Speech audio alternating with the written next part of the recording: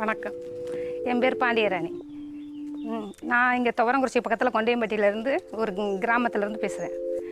எங்கள் ஊரில் ஒரு சுய உதவி குழு நடத்திக்கிட்டு இருக்கோம்.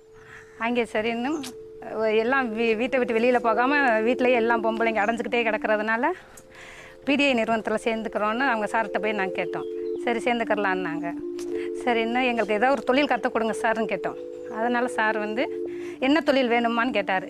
எங்களுக்கு ஒரு பிரயோஜனமாக இருக்கணும், அடுத்தவங்களுக்கு பிரயோஜனமாக இருக்கணும் சார், அதனால் நாப்கின் தயாரிக்கிறத சொல்லிக் கொடுங்கன்னு கேட்டோம்.